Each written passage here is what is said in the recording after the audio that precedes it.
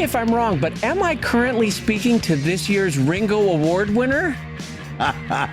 Yes, I was amazed and flabbergasted to get the Ringo Award for Best Humor Webcomic. Heck yeah, you did. Brad Geiger. Congratulations, my friend. That is very well deserved. Thank you very much. Well, as you might imagine, I handled it in a very Brad Geiger manner. I immediately went up and started out with a very heartfelt sentiment because it was really on my mind. 2 days earlier, we had been at the NCS and we were talking about, blue sky dreams and stuff like that. And I realized really this was my dream, was to just keep doing comics. And so I wanted to open with that. And I should probably mention it was 2 hours and 11 minutes into the awards ceremony. We had just gotten done with a speech from somebody who gave this long-winded, rambling, I won't name who it was, long-winded, rambling speech that I turned to the guy sitting next to me and I said, this is the kind of speech you give just before the anesthesiologist tells you to count backwards from 100. It was long and nothing made sense. Can I just say, what is it that happens with a lot of cartoonists when you hand them a mic and they are the worst public speaker? Yes. It's like, dear God, have you spoken to a human in the last 365 days? It just went on and on and on. And of course, so half the audience is drunk. The other half is, half asleep. And I get up there and I decide, as I start with this heartfelt thing, to throw in a little, like one-liner that is a little bit of a hand grenade joke. It takes a half of a beat to kind of get it, right? Okay. And I said, and the joke is basically, on my deathbed, I'll say, geez, I wish I would have bought a regular bed, right? It's a cute little joke. Okay, yeah. A bit of a hand grenade. There's kind of like a 3, 2, 1 you got to pull the pin and wait. Yep. Yeah, and I tell this joke, and there's a couple of chuckles in the audience, and then nothing. and I'm standing up there with the Ringo Award for Best Humor Webcomic, and I tell this joke that just tells there's a couple chuckles, and I sit there and you can see the flop sweats. I was gonna say, whenever that happens to me and I do a joke on stage and it dies, you immediately get the armpits where like just swap going over. It's just like jet streams out of my armpits, and then but then then all of a sudden then that delayed laugh came through, right? And then because somebody out there, thank God, understood what I was saying, and it was like and I made the some kind of comment like, yes, that's some of that storied humor that you've been hearing so much about. Yeah, the fact that you were up for the humor award and your joke didn't land is great. Oh God. Well, now wait a minute. Isn't that a metaphor for life, though? It's not that. I'm telling you, Dave, it was a hand grenade joke. Sure. It's not a joke that didn't work. It was a hand grenade. You know what that was? That joke was you remember the person that they used to put behind Caesar or the conquering general when they would ride back into Rome at the end of a battle, and the person would just whisper, "Remember thou art mortal. Remember thou art mortal." So you've just won the Ringo Award for Best Humor, and that joke is behind you going, "Remember you're not always funny. Remember you're not always funny." And on that note, I'm going to say hello, everybody, and welcome to Comic Lab, the show about Brad's humor and making comics. And flopping on your face and making a living from comics. I'm Brad Geiger, the editor of webcomics.com and the cartoonist of Evil Inc. And I'm Miss Pal Dave Kellogg, cartoonist of Drive and Sheldon and co-director of the documentary Strip.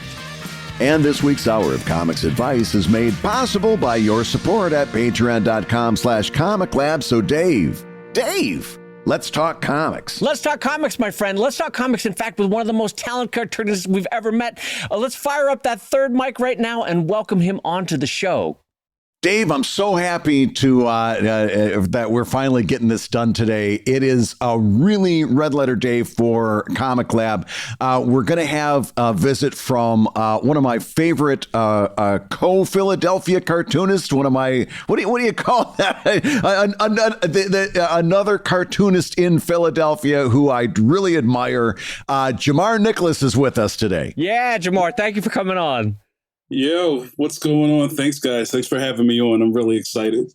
So a lot of you probably know Jamar from his super popular book that is out from Scholastic. It's called Leon the Extraordinary, and it's about a kid that lives in a world in which there are superheroes and supervillains.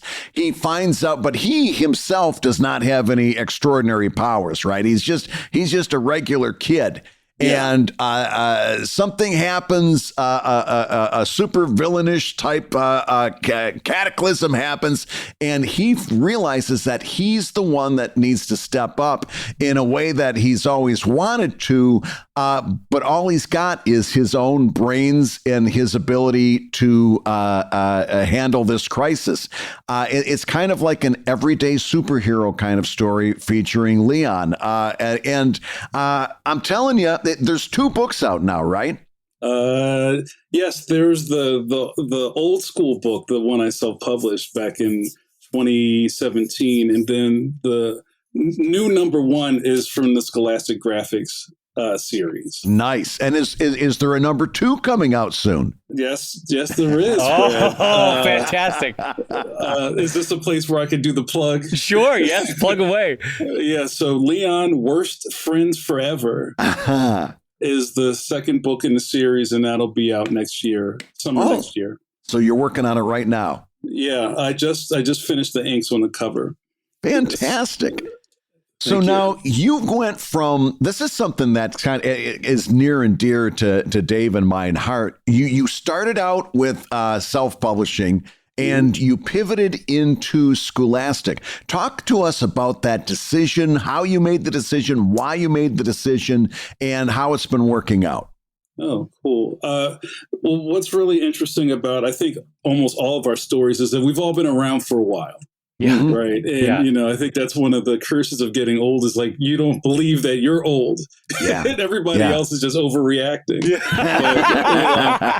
But kind of looking back at it, like I came into the industry in 97. Wow. Self-publishing. And I've done, I self-published my own comics. I have my own comic, I guess you'll call it like my boutique press. I had an early foray into web comics. I dabbled around in mainstream stuff a really tiny bit. And what was really cool about where I came from was I always just did my own stuff. Yeah. And I think we could all talk about how rare that is for somebody to get successful off of their own IP. When a lot of the people we came in with wanted to be Marvel guys or DC guys. So probably this might have been like in the early aughts. I did a freelance gig. I illustrated a series of chapter books for Tokyo Pop.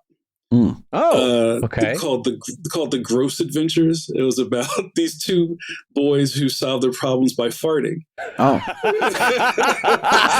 can I work blue? Can I say? Absolutely, absolutely.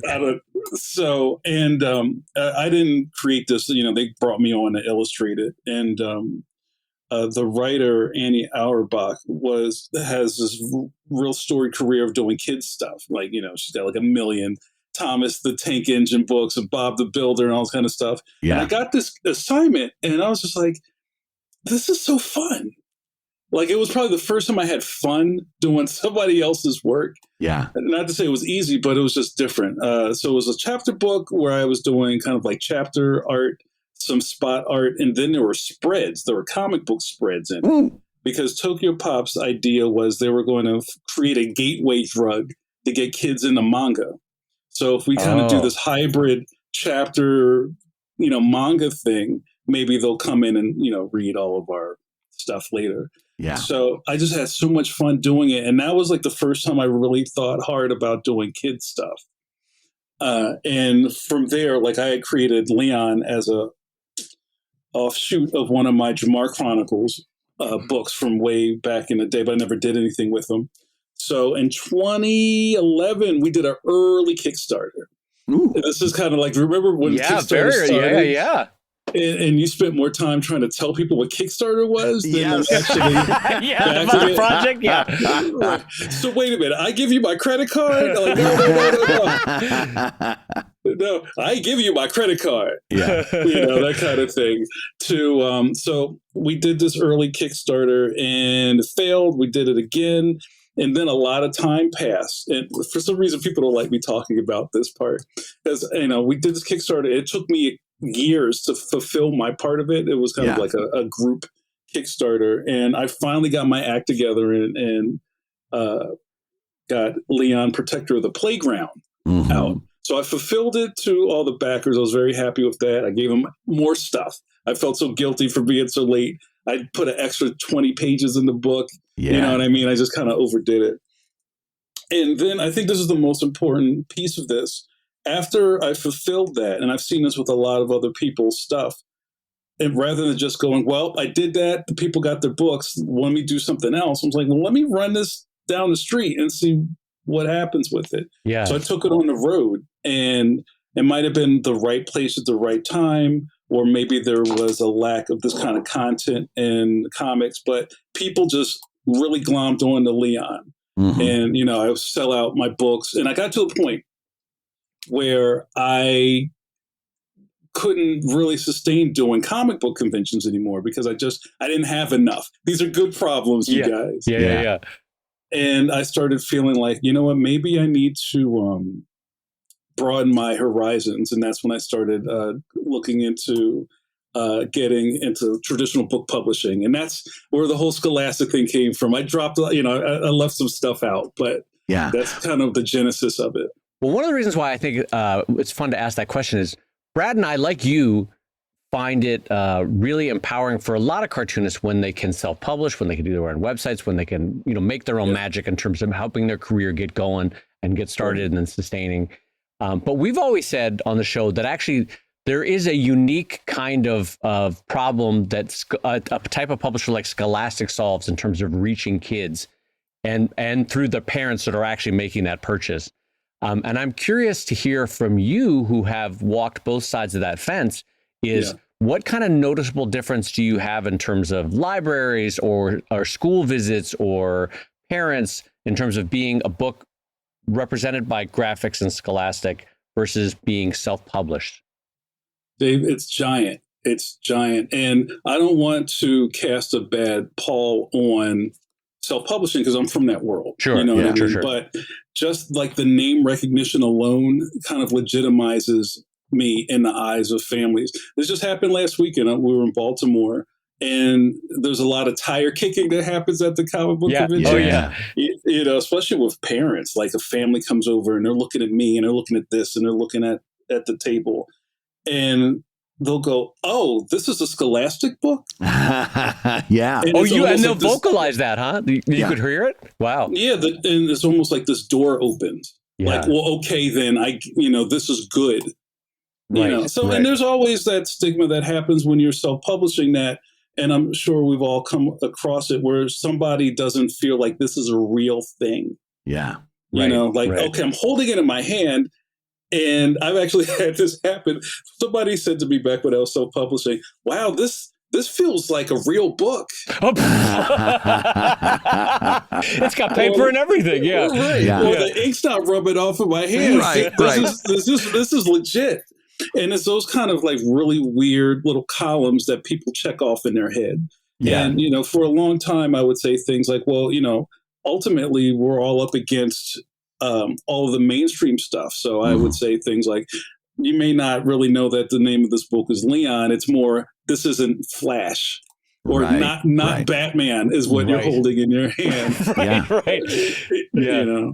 Well, can I jump us back? Because I realized that we missed a whole chunk of your life. Yeah. For me, third grade was I can definitely draw a line. Like, that's when I got the cartooning bug, and I was drawn for friends, and the laughter meant so much to me. For you, when did you first start going, you know what, I will show this to somebody, or I will pass this around, or what grade, what age was that for you when you were growing up? It was like from the womb for me. I started really young, and I was I love how everybody has these stories from their families about they were the smartest kid ever. Everybody's kid was the smartest kid in the world. Mm-hmm. And there were these stories that I was a really early reader. He was like 3 or 4 and he read the newspaper. And he would read the Bible to grandma and like, oh, okay, if you say so. I don't know what happened to me after that because I don't feel that smart anymore. But I used to read the Sunday paper and the daily strips in Philly, the Inquirer, and I fell in love with comic strips. I'm a comic strip guy, less of a comic book guy. That came later, and I always wanted to be a cartoonist. So it started really early for me, and just kind of being in control of a whole universe seemed really enticing to me. Yeah. So here's my question. Our audience is mostly people who make comics, right? I'd say 80, 90%. So they're not going to forgive me if I don't ask this question. What was the process of you taking this from a self-published to a publisher? In other words, walk us through the steps. Do you have to get an agent? Do you start going to one after another? Scholastic, in my opinion, is probably like the brass ring for this kind of publishing, and you're right there. So how'd you pull that off? So I started doing graphic novels maybe, I don't know, 15 something years ago. I was in the middle of this project where I adapted a memoir of this guy, Jeffrey Canada, in 2009. So this book, Fist, Stick, Knife, Gun, came out, and it was like a giant thing. And this is kind of like 2009, 2010 graphic novels, which was more like, oh, can you do a fun home? Or is this like blankets? And there wasn't, that was kind of it. Yeah. That was kind of it to a degree. So they were looking for, if this guy could do a graphic novel, then this will be on the New York Times list. Like, that was the thinking. It was just that easy. And they found out that it was not that easy. But I did this job, and it was really one of those take it or leave it. And I found out a lot about the industry from being in this new pool of water. It was just really funny. My editor at the time, when I wrapped everything up, I turned in the final pages, everything was done, we're shaking hands. She sent me an email and said, just to let you know, I'm quitting the business. She says, I'm going to go and study book law. All I can say to you is get an agent and have a good life. And I never heard from her again. Wow. So from there, I realized I probably took a bath on that deal. So I was like, wow, okay. And also around that time, there was maybe a period when I was doing comic book conventions, and you start to see new people kind of floating around Artist Alley. They kind of didn't look like fans. And maybe they work at Nick. You're not really sure who these people were. But that was around a time where all of a sudden there were literary agents sniffing around comic book conventions. And I became friendly with some of them. Some of them are still really good to me and friendly with me to this day. But I kind of was wearing this self-publisher armor from all these years of getting kicked in the head. Like, maybe I should put this helmet on. So when these people showed up, I'm like, well, what do they want? Because it seems like, what's their angle? What's up? This feels like low-hanging fruit. Like, let me just go to this thing and just snatch these people up. Yeah. Right? Because we kind of come from that world. It's like, the notice me senpai type of energy. So, beyond all that, I started learning more about literary agents and how that works. So I was fortunate enough in my case to be introduced to my agent. And this is usually where the conversation turns a little bit, because people, I know that probably one of the hardest things right now is to find representation. It's like one of the hardest parts of all of this stuff. And people get like hundreds of rejected query letters from agents. And in my case, that didn't happen to me. But I will say that it's almost like starting a relationship. Just because I was introduced to this person did not mean that it was going to be a slam dunk. Maybe they didn't like me. I didn't like them. Maybe it didn't fit. Maybe I didn't have the right thing for them at the right time. Right. So nothing was guaranteed. I just got the intro. That was it. And I did everything else, so, off of the strength of that, I started realizing that, well, maybe, there's something else out here. So all of the Scholastic stuff happened after a second pitch, because we had pitched Protector of the Playground after I had already finished the Kickstarter. And I learned that in book publishing, they really don't want finished things. Yeah. To our cartoonist brain, it's like, well, here, I handed you a thing. It's done. Yeah. It's done. Here you go. Just publish it. And they're like, ugh, you did it already. And that seems really kind of weird to telling people that and they don't get it. But, from that, I realized that, okay, well, a big part of this is that they want to be able to kind of put their hands in it a little bit, not necessarily tell you it's wrong or right, or you're going the wrong direction, but there's some steering that happens and there's notes that happen. And that's where their value comes in. They don't really just want to publish your thing, Neil Gaiman. Right. You know what I mean? Right. But, maybe in his sense that's different. But so I came back around and put together another packet, and it turned into a really big smash. I wound up in a bidding war over the rights for Leon. That's fantastic. That's great. Thank you. Yeah, there was Scholastic and maybe 4 other publishers. I won't put their names out. Heck yeah, 4 others. Wow, fantastic. You were the belle of the ball. The belle of the ball. She's shaped like a belle of the ball. And what was really cool about this, and this was all I feel due to having my representation, I picked them. Yeah. So it's not like it was like a contract where we're trying to, bid on getting screwdrivers made for the Air Force, and you take the lowest one. I was like, this is who I want to go with. And the deal came together and here we are. That's great. And that also speaks to when you are able to find the right fit like that. That's the kind of supportive environment that does get you to a book 2 and eventually to a book 3 and to a book 4. So that's great.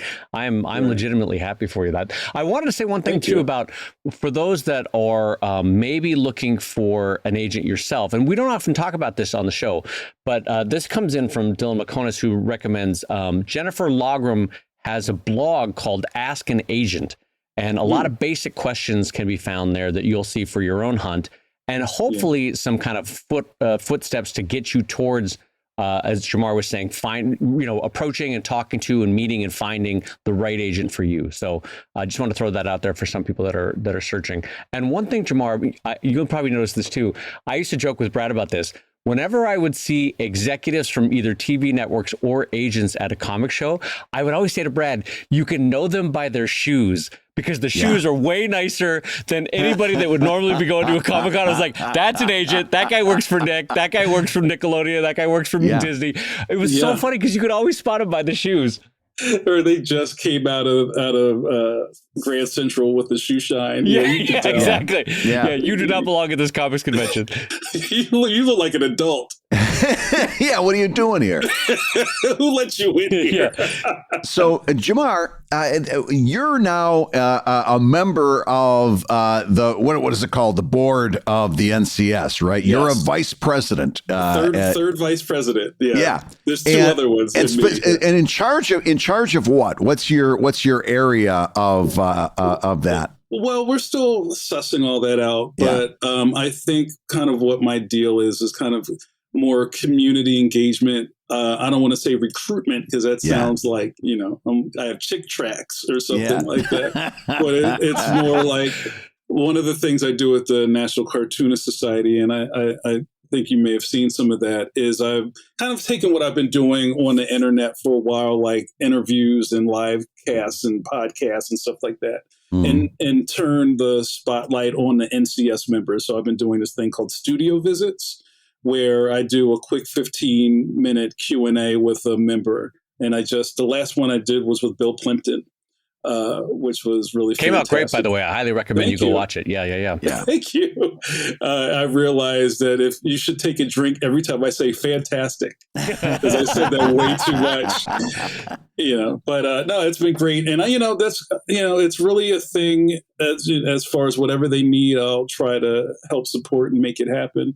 But as far as a list of things that I'm responsible for, we haven't really gotten to all of that. But I have a front facing thing at the NCS, which I'm really happy about. Yeah. Right. And if you go to YouTube and just put in NCS Studio Visit, it'll come right up. Okay. Right? Yeah.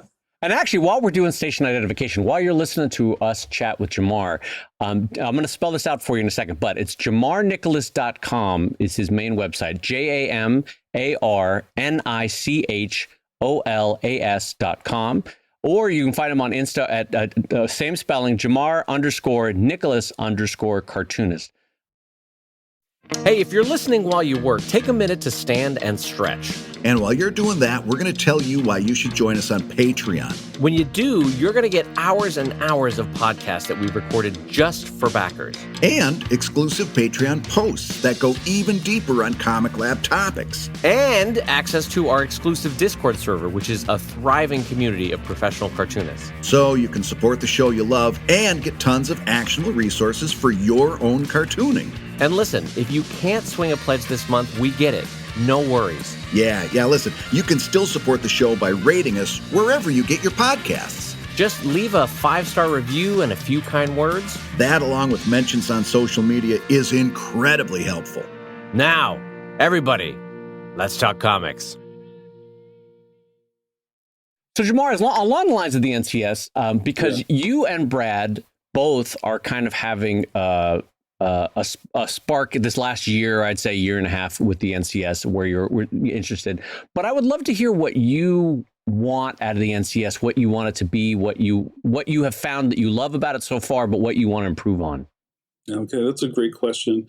And as soon as the news came out that I'm on the board, all of a sudden, like the floodgate opened up, and there's just like random cartoonists asking me questions like, "Oh, I didn't even know we were friends on Facebook. What can I do for you?"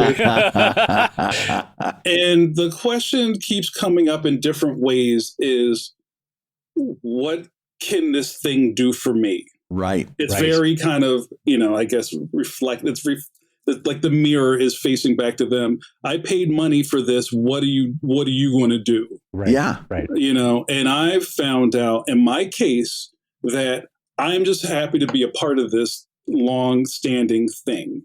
Yeah. And then I also know that this long-standing things has a lot of road wear. There's some bald tires there.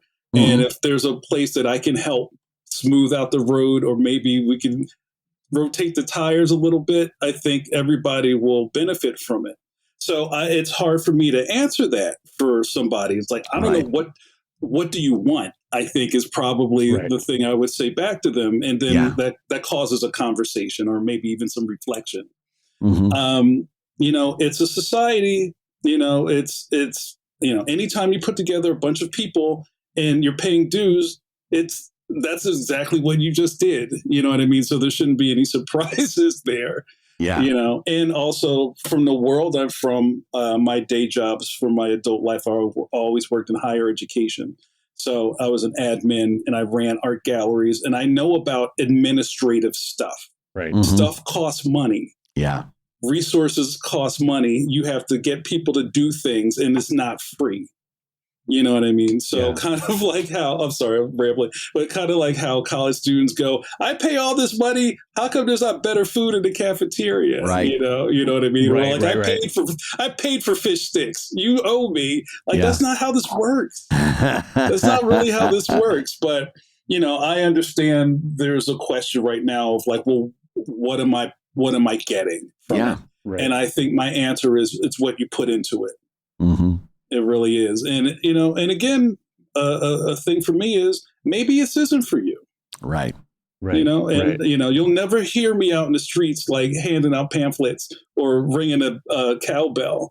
It's just like either you do or you don't. I'm cool with that. It's really what you put into it. Yeah. What's nice? Answer. No. What's nice about it, though, is that I feel like for the first time in a long time, the NCS has the potential for change for me, which is exciting because not that we're young, we're not, but I still feel kind of like young. And in that room, we are definitely the young We are ones. definitely young in that room. And so it's fun just to see, like with the survey that went out this week about how we want to do the Rubens going forward. And so it just feels like people are considering like, hey, what's the best way we can do this going forward? We've all just come out of a pandemic. We've all been living on Zoom, but how will that change our life in terms of the Rubens? And what do we need in our careers, and what do we need in terms of community? And anyway, I just think it's an exciting time for it because it's the first time I've noticed in my life that there's change in the air with the NCS. So, and anyway, and just to remind everybody, it is a volunteer job. So thank you, Jamar, for volunteering to do work for the NCS. You are legitimately awesome about that. I appreciate that. Yeah, it's just it's just like you kind of have to. I just heard this really great quote: the grass isn't greener on the other side. The grass is greener where you water it. Yeah. Oh, that's fantastic. That's fantastic. Oh, I love that quote. Yeah. So let me ask you this question, and this directly impacts because the Kellett family has a copy of Leon in the house, and I want to ask you, how does a teacher or a librarian or I guess a community leader, how do they get you into their facility for a signing? How do we recommend to our audience how they bring you to their school and such? Well, I'm part of there's a Scholastic Authors kind of, I guess, a bureau, if you want to call it that.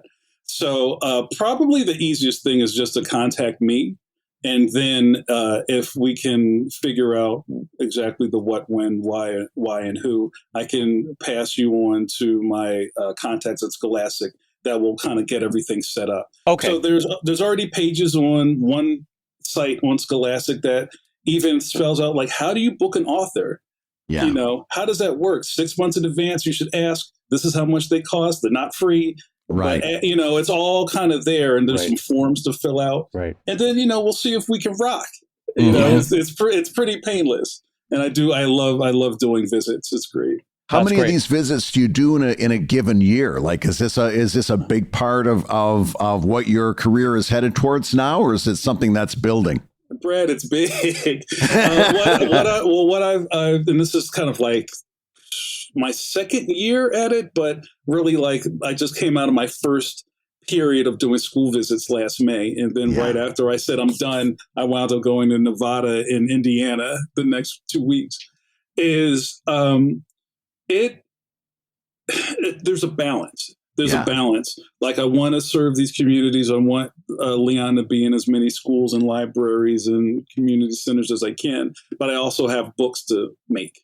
Right. You know what I'm saying? Yeah. So it's kind of like you have to figure out what your balance is. But I do love it. I also have found out over just being in this new swimming pool that I'm in, there are a lot of authors who don't want to do that. Yeah. Mm-hmm. They want to be left alone. They want to just do their next book and don't call me, but I'll definitely do it if I can. So I'm in my element right now, which is great. Well, can I say from an outsider looking in, outsider being outside of Scholastic looking in, one reason why I'm excited for you is, again, not knowing personally, but just from my experience seeing it with friends, is that it feels like your life gets better and better and better as an author the more this series goes. So like when book 2, book 3, like in terms of school visits, in terms of like the knock-on effect within the Scholastic family, once you have an established series, seems like that is definitely the way to go. Do I have that wrong as an assumption that because it feels like that with other authors? Well, no, I mean, and here a couple of things that I've learned along the way is that there's a lot of, let's try to figure out a good way to say this. There's a lot of anticipation for things but you don't know what's going to happen either way. It's like, oh, you finally have a book out. When's the book birthday? That's exciting. New York Times bestseller list. Whoa, slow down. Yeah. You know what I mean? And especially if it was a standalone book, then those things may be part of the conversation earlier. But a series is like you're running a marathon. Yeah. You know what I mean? So, and what's also really cool about that is, from what I've seen, you don't see a lot of series wind up with all these award accolades because people are just waiting to see the next thing. And maybe it's when it's all together in a slipcase that stuff happens. but every book you put out pulls up the other books on the list. Right, you know what I mean? right, So right. That's really exciting to me. So people who missed it, Leon Extraordinary, when Worst Friends Forever comes out, they'll probably put both of them in their shopping cart. Yeah, You know what I exactly, mean? exactly. Yeah. Well, let me ask you one question, because this show goes out to pros, to pro-ams, and amateur cartoonists. And so, as a nice way to wrap up the bow for you, I would love to hear your advice, maybe for younger cartoonists, more amateur or pro-am cartoonists that are starting their journey. What do you tend to advise younger cartoonists that are getting going? Some things that I've been talking about this a lot lately, you guys. The number one thing to me is sacrifice. Mm-hmm. And sacrifice, it isn't ever sexy. It sounds like you're giving something up to do something. And a lot of that in our world just comes down to your time. Like, what are you spending your time doing? Yeah. If you can quote me on everything that just happened in She-Hulk season 1, that's a one-sided conversation because I didn't watch it. Yeah. You know what I mean? And so there's that. And also be aware of resistance. I'm a big fan of Stephen Pressfield, who put out this book called The War of Art, not The Art of War, Sun Tzu, The War of Art. And he talks a lot about resistance, and resistance could show itself as well-meaning significant others who are just concerned about you, Brad. You seem to not be sleeping well. Well, you're always in that room. What are you doing? Yeah. And anything that kind of knocks you off course is resistance. So you have to be stubborn and kind of protect your dream. That's fantastic advice. Yes, absolutely. Yeah. I think Brad and I would both co-sign that. Do you think, Brad? Oh, yeah, 100%. 100%. I was just thinking that sounds like a lot of stuff that I've said myself. That those are a couple of very common themes, So, Jamar, a huge thank you from both Brad and I for coming on today. I will highly recommend the listeners go check out Leon the Extraordinary, and the next book. Roughly, when would we see the next book? Do you think? No pressure as a friend. I'm just putting it out. When do you think we'd see it? It's out for pre-order already. So, it is. Wow. Okay. Yeah, it's on pre-order already, and I think the date. Well, then I will put pressure on you. How you doing on those deadlines?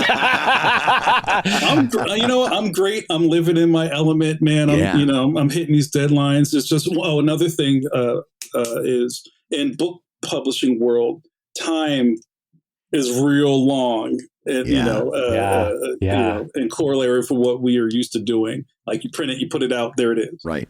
And here it's 12 months from now, the book will come out. Like, what? 12 months? Yeah. 12 months is an immense amount of time to get your head around, right? Yeah, right. And then when the deadline's looming, that 12 months evaporates, right? Yeah. Like, what happened?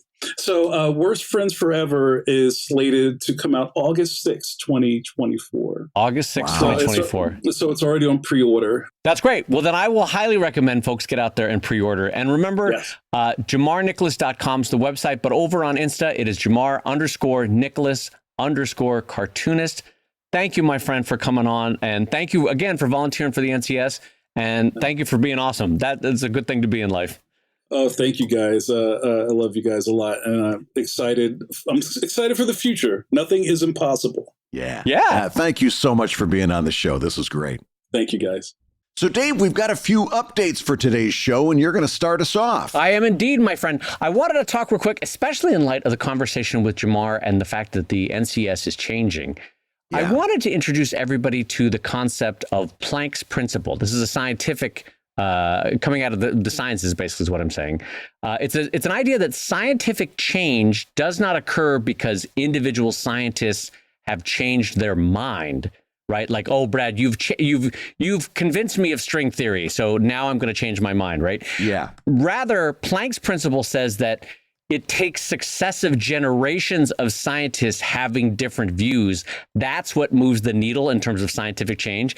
So basically, my understanding of Planck's principle, and you tell me if it's wrong, is old people got to die for real change to happen, is basically what Planck is saying. Yeah. And a little bit, I feel like that's why there's sort of this spring of new flowers and undergrowth of grass at the NCS, is that I feel like everyone who very, very much came up in the traditional way of publishing has passed on now. And now there's this whole other generation that sees the writing on the wall in terms of the changes for cartooning. And so the NCS is changing. Well, and you can see that really from the top down with Karen Evans being the president. Jamar is on the board. Nick Selleck, another former guest of Comic Lad, is also on the board. And so you're going to see a lot of people at the top who are really kind of not from that older generation that has all these preconceived notions, who are basically going to be taking a look at cartooning in general as an entirely different thing that the old guard did. And that means that change is going to be inevitable with that group. Yeah. And we should know, too, our peer Scott Kurtz is now running the Discord server for the NCS. Yeah. So it's a whole generational change. But do you think, Brad, cartoonists of your age or my age or Jamar's age, roughly all, within a decade of each other. Yeah. Do you think when we become the old people in the room, I would like to think that we would make the NCS more welcoming and door opening for younger cartoonists than we found for ourselves? Don't you think? Or do you think we'll become more crotchety as they were kind of by the time we're 60s, 70s, 80s?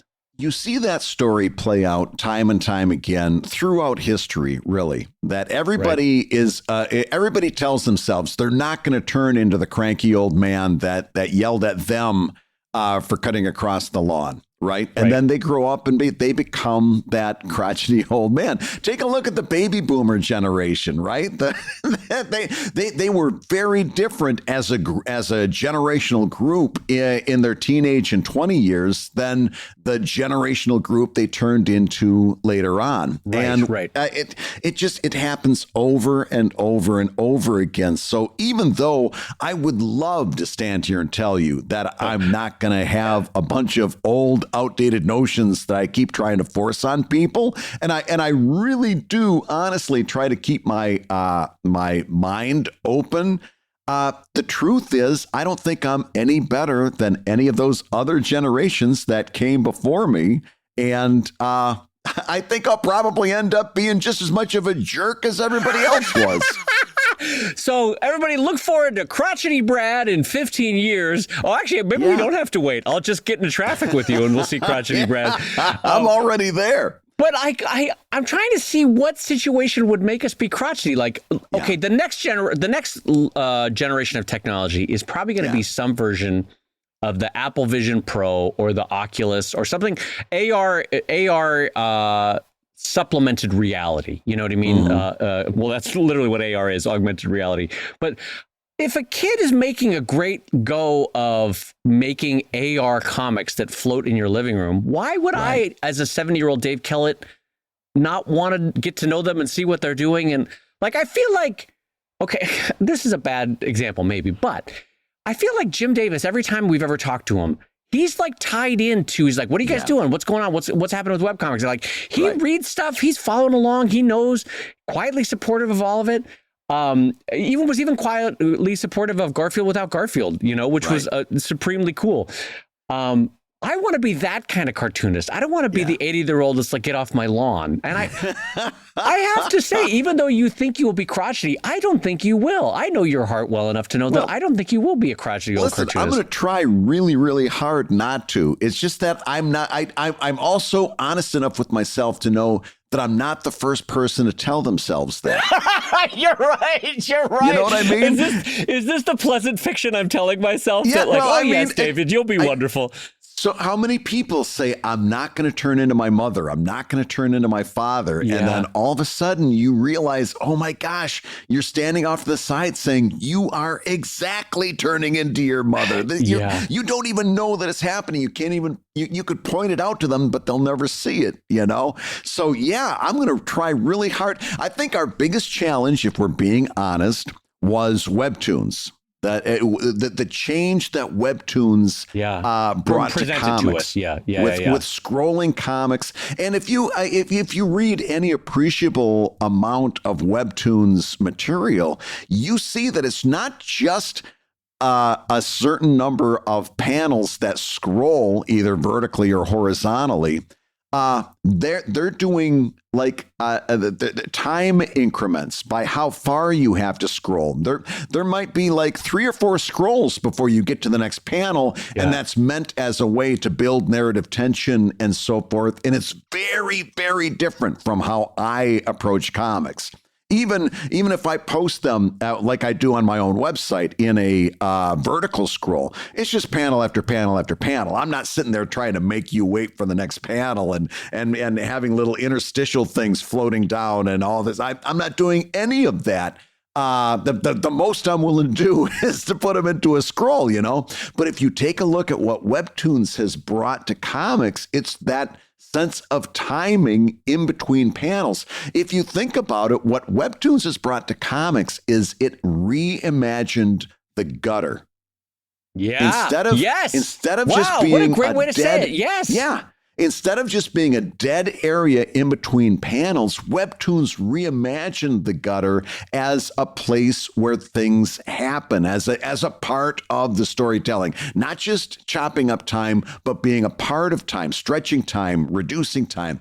And that's been a lot for me to get my head around. Like, I don't know that I'm ever going to do that. I can see it and I can appreciate it. That was the biggest challenge for me at this point in my crotchetiness, to look at that and say, yes, that's comics. At first, I'm like, I hate this so much. I just want to see the next panel. Don't make me wait. I don't like scroll. Oh, there's the panel. Great. Just get to the panel. It took me a long time to understand and to warm up to that and say, okay, yes, I get it. It's not me. It's not my flavor, but it's good ice cream, right? Yeah. That's been the biggest challenge we've had for speaking on behalf of an entire generation is Webtoons. And if we can do that, maybe we'll be able to swing with whatever comes next. Whatever the next holographic presentation of comics becomes. Yeah. I like you. For me, the hardest thing to get used to was just switching a whole lifetime of admiration for a horizontal comic strip. To just adopting to vertical. That to me, it honestly took me 5 years. So maybe you're right. Maybe I'm a little bit more stuck in my ways than I like to think that I am. Yeah. It took me 4 or 5 years to get used to it. But you're right. I, like you, now see the innovation that Webtoons invests the gutter with meaning, with place, and with time in a way that we never did. And yet, like you, I will never adopt it because I'm always thinking of, how will this work in print? How can I make this work in print? And so often I'm reading a Webtoons going, this is brilliant on Webtoons. How the hell are they going to make this into a book? That kind of thing. Well, I'll tell you how. It's literally the polar opposite of us, because at the Ringo Awards, and I will say this, I will absolutely shout out for the Ringo Awards. They gave me a goodie bag at the Ringo Awards that was about 30 pounds of books. Oh, wow.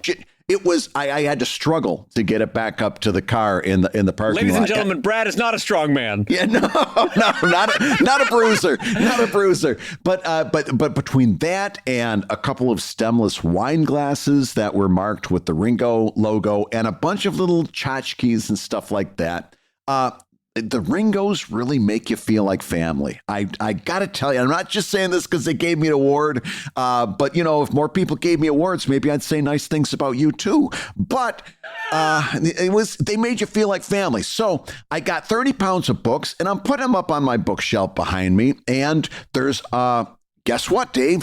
Print compilations of stuff that started out as Webtoons. Okay. Right? It's the polar opposite of how you and I approach it. Whereas we think in terms of the book and then the web presence is retrofitted afterwards, it's the exact different. They have panels on the page. They're not put on there to be particularly an attractive page. If there's no page design, it's just panels, however many they can fit. Next page, however many they can fit. They're just plopping panels on a page. And not for nothing, their audience seems to be perfectly happy with it. Yeah. I mean, yes, no, there's no argument. The Lore Olympus books, even though I think, like you, that they're kind of fudged together, especially the first 1 and 2. Mm-hmm. Your audience loves it and doesn't care. And it's just happy that there's a Lore Olympus book. So you're right. However, Having said that, you and I aren't poo-pooing it necessarily in the sense that I want them to succeed. Yes. In an ecosystem of comics, I want them to thrive. And I think if in a weird sort of way, our careers are made better by the fact that very, very different webtoons exist that don't do what we do, you know? Yeah.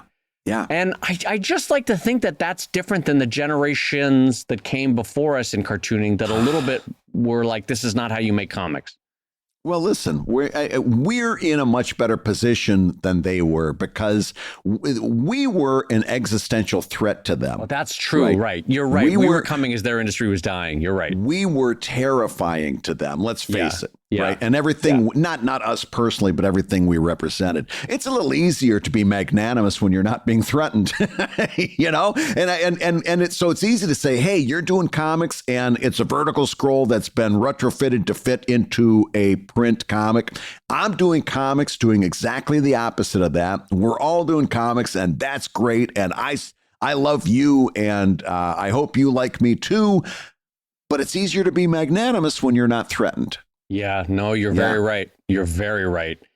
Well, on that note, I'm going to switch this up and give Brad the floor for our second update. Brad, you had an update about America's favorite supervillain has a new update for one of their software social media platforms. Yes, Lex Luthor has stepped up to the podium once again, and as of this date in recording, he is clearly floating a trial balloon of putting all of Twitter, not just the premium, but all Twitter users. If you want to use Twitter, you have to pay a small subscription fee. All right. So colloquially, putting Twitter behind the paywall, all users, if they want to use Twitter, would have to become subscribers.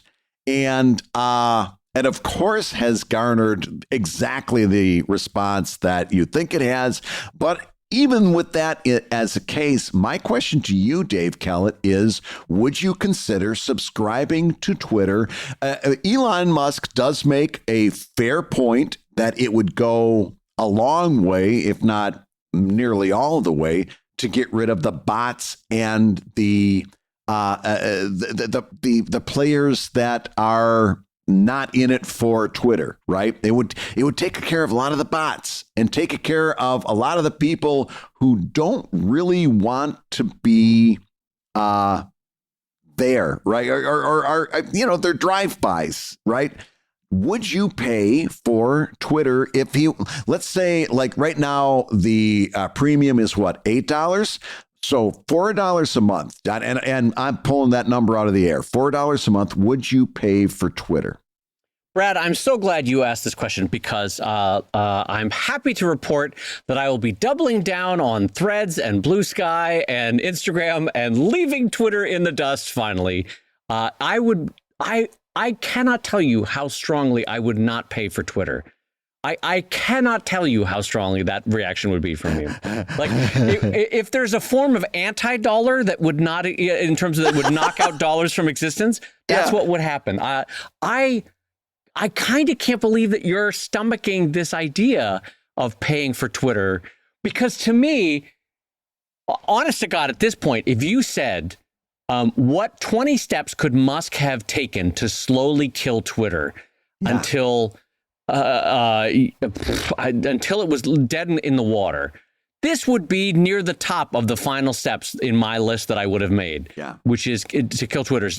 Even if it was $2 a month, it gets rid of the free and open exchange of ideas. It gets rid of the platform's approachability, friendliness that, I mean, it hasn't been friendly in years, but no, I would not pay for this. It hasn't been friendly in years. You have the mistaken idea that this would get rid of bots. Are you telling me that the Russian FSB or the Chinese state services or even mega corporations with their millions of dollars in ad budgets wouldn't pay for botnets? It would chop the number significantly down. Yeah. Significantly. Because right now, Twitter is awash with people that aren't people. You get a nasty comment from someone, you go to their profile and you see that it's all retweets. Exactly. And it's a sea of just bile. And you know that this is not a person. This is is a bot, or this is what do you call that? An unfair player, somebody who's clearly just somebody that is a Russian troll farm or something like Right. this, right? So I got to be honest with you. I would consider paying for a limited time. Yeah, I would consider it. I would consider paying $4 a month Wow. for Twitter. Wow. I would test it out for a quarter. I would do four months because number one, I never got happier than when I took comments off of my website. True. It took all the drive-bys out. True. If you wanted to talk to me, you could go to Patreon, where you could get in for as little as more to the $2 point, a month. if you wanted to be mean to Brad or insult Right. Brad or course correct Brad, you had to pay for it now. You know. Yeah. If you want to say something nasty, you got to pay, Yeah. right? And then I'll laugh all the way to the bank. But I once I built that, for lack of a better phrase, a walled garden, right? Mm-hmm. I do most, if not all, of my communication through that, right? I with my fans, with my readers. Most of it is either on the Evil Inc. Discord server, which you can only get to through Patreon or on Patreon itself. I'll do a little bit of the interaction on social media. But of course, if somebody says something mean on social media, which, by the way, Dave, I've officially arrived 4 days after my Ringo Award, somebody posted something on social media just filled with bile. What a terrible writer I am. What an awful person I am. 4 days after the Ringo Award. Well, to be fair, now listen, Brad, to be fair, I would have posted it sooner, but I was busy in a couple days after the Ringo Awards. I should have known it was you. I saw all those misspellings. I should have known. All the fake smiles for 6 years of this podcast, boy, exactly. But no, I would consider it I would try it out for 4 months, because I would want to see if the engagement was better. I would want to see if the people that I was reaching were real people. I would take a smaller Twitter. Right now, we've got Twitter with millions of users, right? Right. I would take Twitter with hundreds of thousands of users who are actual people and a greatly reduced number of bots. I think, in fact, I'll say, I think you'd be making a mistake if you didn't stick around for a couple of months and at least try it out to see what it would be like. Because listen, let's be honest, you're going to double down on Threads and you're going to double down on Blue Sky and you're going to, well, Mastodon ain't it, but you're going to double down on all these other ones, right? Are you really? Maybe you're doing a better job than I am. I'm not getting a great amount of engagement on Threads. Blue Sky, I'm getting good engagement. In fact, I'm getting fairly good engagement. But then when I look at my number of followers, that's not budging. I get engagement with no followers, which isn't exactly useful to me. None of these are great. But Twitter, at least I've got something that I've built for years and years and years.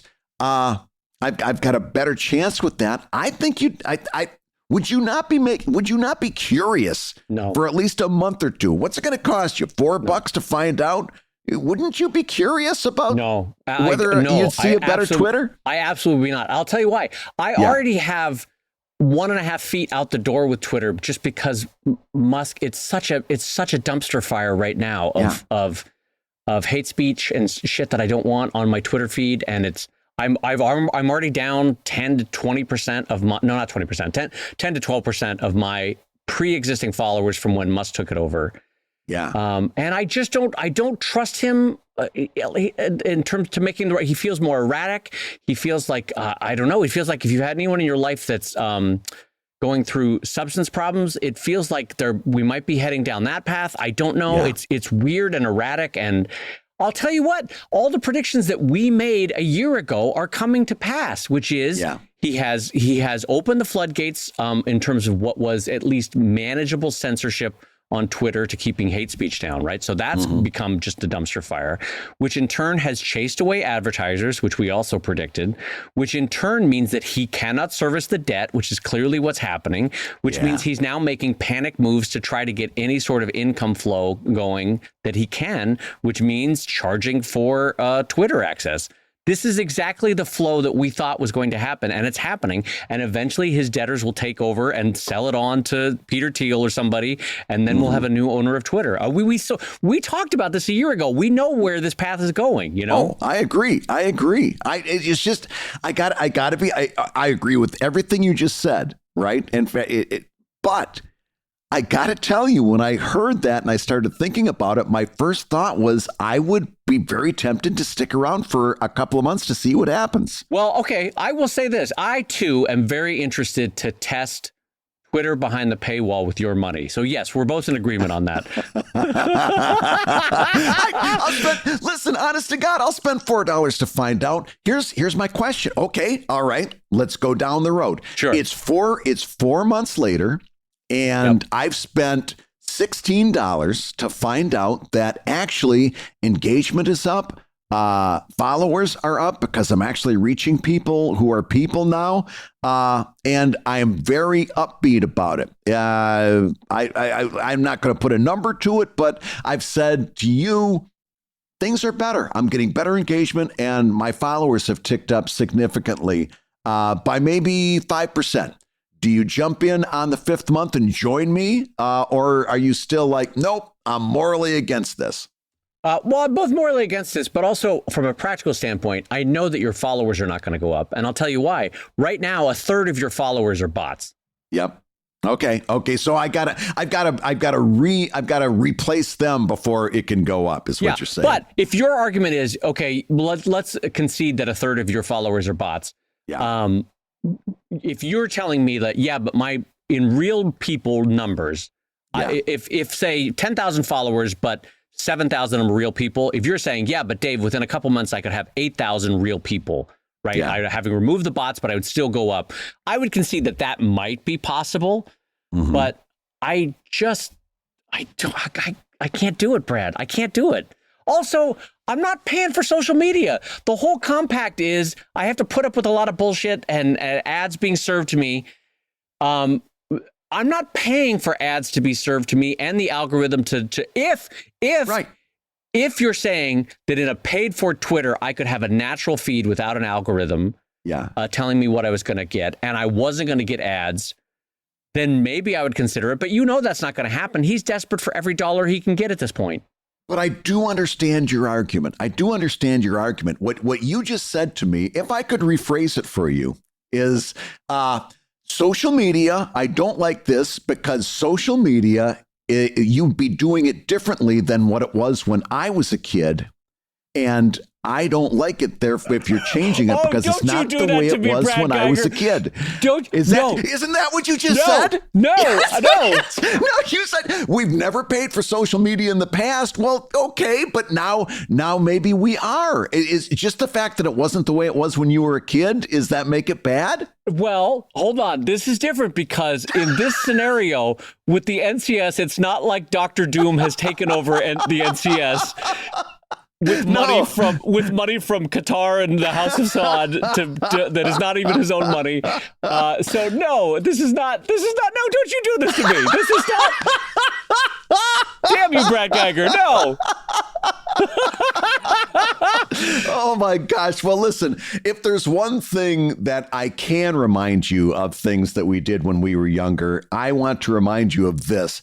For about 6 years, we've been wrapping up every show by saying that you've been listening to Comic Lab, the show about making comics and making a living from comics. And I'm looking forward to saying it for another 6 more. Absolutely, my friend. Your hosts have been my backstabbing friend, Brad Geiger, who used my own words against me, even though he is the talented editor of webcomics.com and the amazing creator of Evil Inc. at evilcomic.com. And my close personal friend, Dave, get off my lawn, Kellett, the co-director of the comics documentary Stripped, and the cartoonist of Sheldon at sheldoncomics.com and Drive at drivecomic.com. And don't forget, check out that new Tales from the Drive. It is drawn beautifully by Danielle Corsetto and written by one of your favorite comic artists. Boy, was that a Freudian slip that you used the word famous and by one of the most famous Ringo Award-winning cartoonists you know, Brad Geiger. No, but it's true. It's a delightful story, and you should absolutely go check it out. I'm so excited to over see at drivecomic.com every Tuesday. I will say a huge thank you and a shout out to our friend Jamar over at jamarnicholas.com or on Instagram at Jamar_Nicholas_cartoonist. Please go check out his work, and Leon the Extraordinary out in bookstores and on Amazon right now. And I will say the Comic Lab theme song is used with permission from Andy Creighton at theworldrecord.net. And this episode was edited by the ever wonderful Matt Woodard of Woodsong Productions over at www.woodsong.media. If you love Comic Lab, you can rate and review the show on Apple Podcasts, and you may hear your review featured on a future episode like this one. Crystal W. 1997 writes, I came across this podcast by chance while searching for art podcasts. I'm working my way through the archive, and I haven't been disappointed yet. Brad and Dave bring their 20-plus years of cartooning experience to every table, whether it's economics, the 4 C's of social media, humor, inspiration, dedication, sometimes hard to face facts, or having pride and joy in your craft yourself. Guest speakers from a broad spectrum of specialties and walks of life frequent the show and share their experiences and expertise. Dave and Brad's friendship shine through sometimes when they're not after each other. Dave's and Brad's friendships shine through at every point and make this show a delight to listen to. That's wonderful. Thank you. Even though the gentle lie that some friends don't backstab the other friends with their own words. But we thank you, Crystal, for that. And I have to say, too, one of the delightful things about getting reviews on Apple Podcasts and through other formats, Spotify, you can do the stars, but you can't do the ratings. But anyway, one of the things that I love about kind reviews is the screen names that people chose for themselves when they were clearly younger, you know? Yeah. I love it when we'll get like, Comic Lab is my favorite podcast. I love it. They're so great. Dave is so handsome, and Brad's there, too. And I check in every week for the laughter, the love, and the joy of comics. Signed, Daenerys will always be my queen, 1998, you know. And you're like, all right, well, this was clearly picked when you were younger. But I will say with a huge thank you for that very, very kind review. Comic Lab is made possible by your support on patreon.com/Comic Lab. So we'll go ahead and say that twice. Patreon.com/Comic Lab.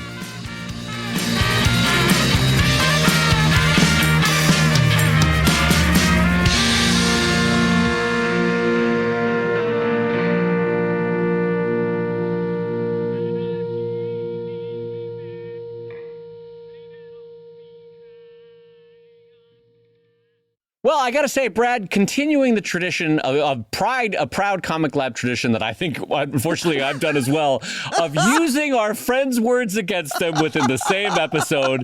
Thank you so much, Brad, for the warm and welcoming greeting you've given me as you kick my ass out the door this week for another edition of Comic Lab.